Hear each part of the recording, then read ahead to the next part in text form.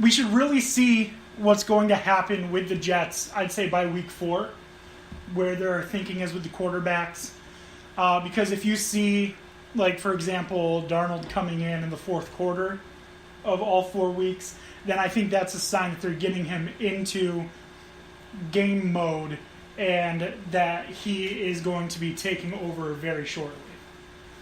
I mean, that also, it also depends on, I would watch the practice depth charts more than I would watch any of the preseason. I mean, watch the preseason for the fact that we're going to see them in competitive atmospheres, but the depth charts are going to be the telling thing as far as who's getting the reps during practices to determine where they're going to be. I don't see that carrying on into the season. Both teams will make their decisions by the time the season starts.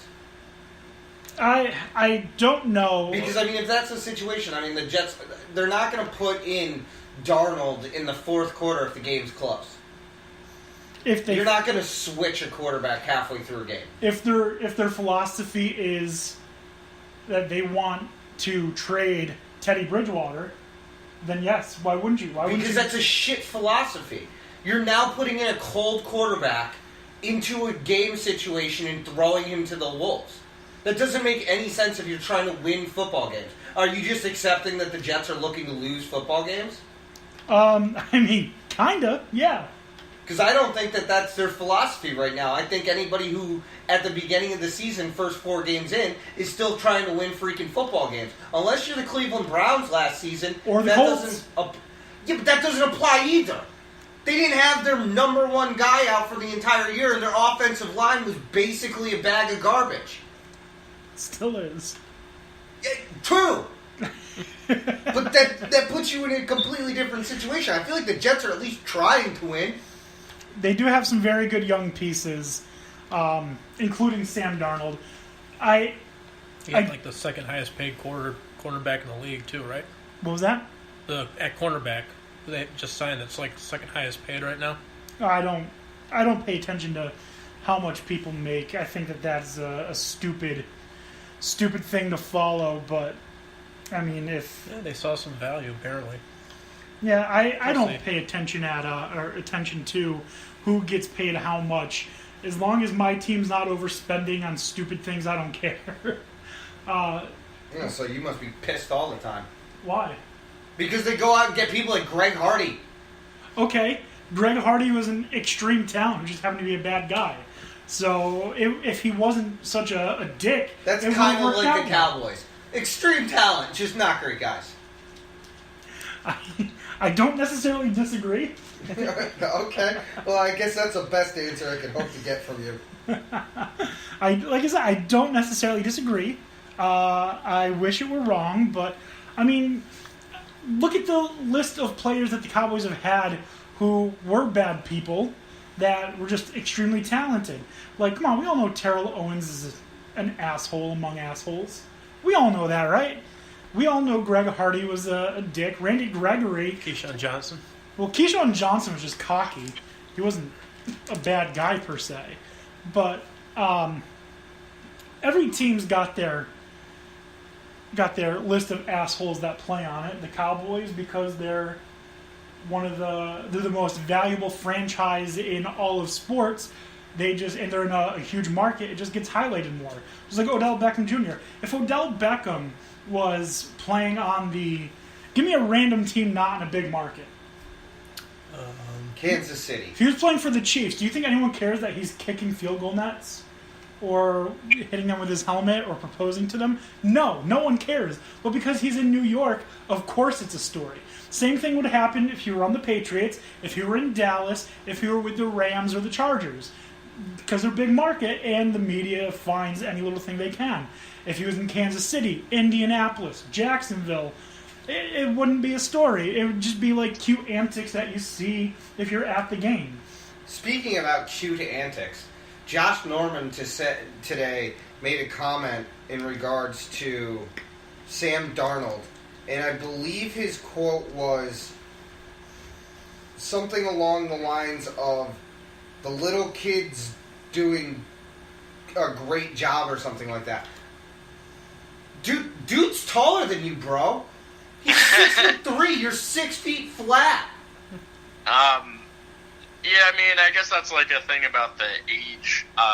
The full quote is actually like pretty high praise from Norman, and he's someone that you don't really see giving a lot of praise to opposing teams' players very often. So I thought it was good. Like, yeah, he's calling him a little kid, but whatever. He's a rookie, so he kind of. I that's get it, kind of a thing. but I mean, yeah, it's nice to see it from Josh Norman because typically he's a bag of dicks. Typically? I mean, he's always a bag of dicks. He's one of the most hated players in the NFL. That's actually why it makes the comment so surprising, because he sucks. So I want to ask you guys a question. We're watching this fantasy football garbage right now. Pick 6 was Saquon Barkley. Pick 10 was Julio Jones. Anyone else find that odd? No. Shouldn't Julio go higher than Saquon? Normally, yes, but I would It say depends no. on if it's a standard or PPR. I think most of the time Julio should definitely go higher, arguably even in a standard fantasy league. Why you would play standard anymore is beyond me, but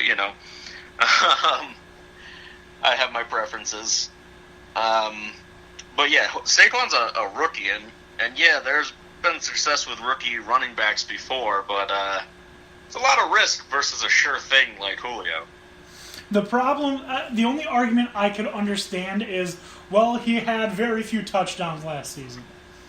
Okay, Saquon Barkley's never had an NFL touchdown. Right, but okay, Right. now, but here's my argument. You have an opportunity to take, at this point, a potentially RB1 style running back then. Because RB1 running backs are few and far between in comparison to WR1 wide receivers. There is a much larger pool of talent in the wide receiving category than there is in running backs, because there's a ton of running backs that are stuck running by committee. Saquon Barkley is not running by any committee by any means. We don't anticipate that. That it's not going to happen. Jonathan Stewart isn't getting the ball all that often. He's like 80.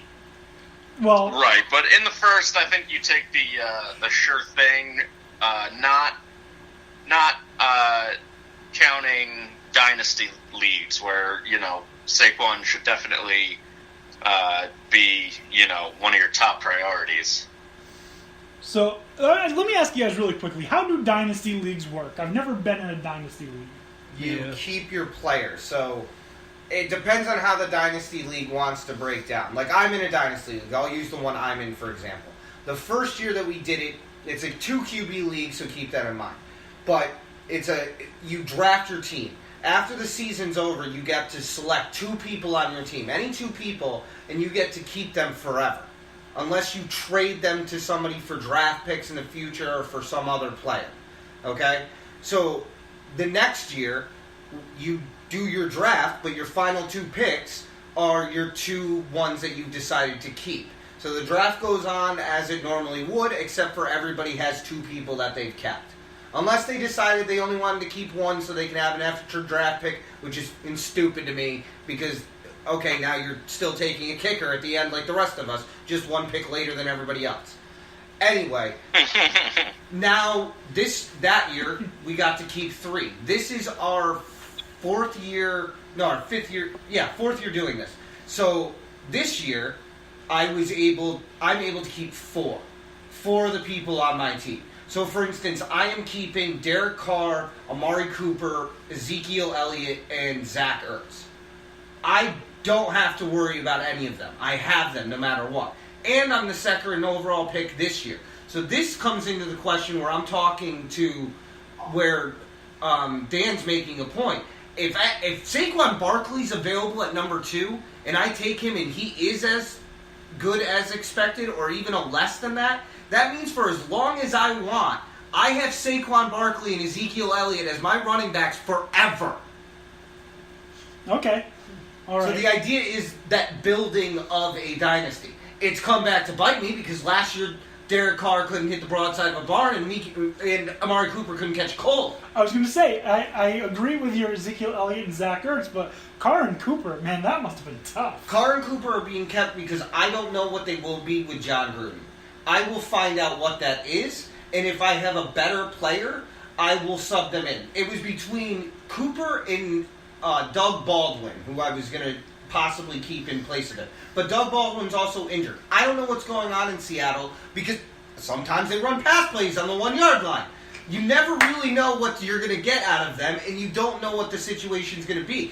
Russell Wilson was good last year. Thank God he could scramble because that line couldn't stop anyone. That line was absolutely pathetic. But that's how dynasties work, just so you know. So, do you bring anyone new into the leagues? What do you mean? So, like, you have 8, let's say you have 8 players, you're doing the dynasty, it's just always you, same 8 people every year? Yes, unless we lose somebody. If we lose somebody, then you get to inherit their team. And you get to make the selections of who your keepers would be. So you would inherit their team under the same principles. You would still have the ability, let's say there's a bunch of rookies, and you think that they're good. Maybe you don't want to keep all 5. Maybe there's 4 you really like. You could say, I'm going to keep these 4, these 3, and I'll get more draft picks to try and get more people that I like as keepers going forward. Okay. So you don't, just because you've kept someone doesn't mean you have to keep them for life. Like, I could lose Ezekiel Elliott. I had someone try and offer me Ezekiel Elliott for Julio Jones straight up. I told him that's not happening. Oh, that's tough. It is tough, but no thank you. Ezekiel Elliott is in his 3rd year. He's going to have a lot more years left. Yeah, I mean, unless he keeps getting suspended.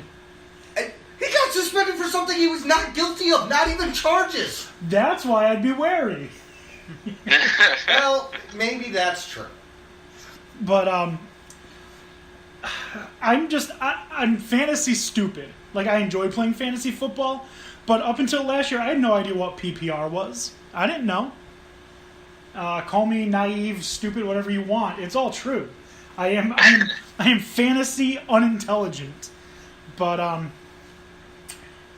I enjoy fantasy football, and I'm going to enjoy kicking all of your asses this year. That's not going to happen. Yes, yeah, come on. No, it won't. I'm going to get the first week of the season.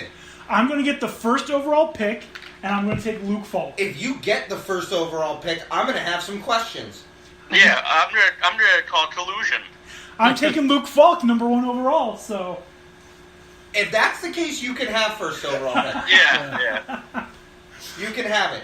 I'll even give you Luke Falk, and you can... I don't know, you can have a defense. Okay. All right. Yeah, I'll take the Browns. No, the Browns have a decent defense. Who's got a bad defense? Patriots. Give me Luke Falk and the Patriots defense. Patriots defense aren't terrible. Come on.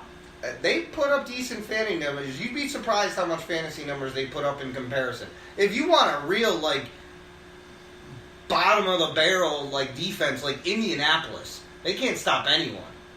Yeah. I'll take the Colts defense. They can't. You know who I'm taking for a kicker? Blair Walsh. Perfect.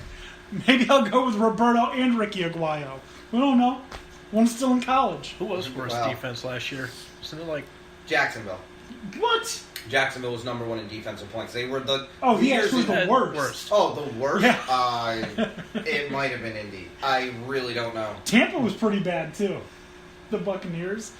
The Jets' defense surprisingly wasn't the worst. Cowboys' defense surprisingly wasn't the worst. Buffalo's defense surprisingly wasn't the worst either. Buffalo's defense is what got them to the playoffs. No. The Giants obviously have Jack Rabbit. They're always on the field. Yeah, but so I'm excited. Fantasy football. We're gonna be doing our draft 2 weeks from the worst today. one was Tampa. Nice. It was Tampa, followed by New York and Indianapolis. What was that? It was Tampa, followed by New York and Indianapolis. The Jets. No, the Giants. The Giants. Oh, because the defense was on the field the entire game. Yeah. Yeah. As per Giants usual, somebody always gets hurt. This is what happens. Who got hurt last year? I don't know. Pick a guy. Because he was probably out during some period. Well, Jason Pierre-Paul's in Tampa now. Yeah, well, that also doesn't help. He's only got 8 fingers. He's 7.5. Whatever. You're making my argument for me. Exactly. I don't know.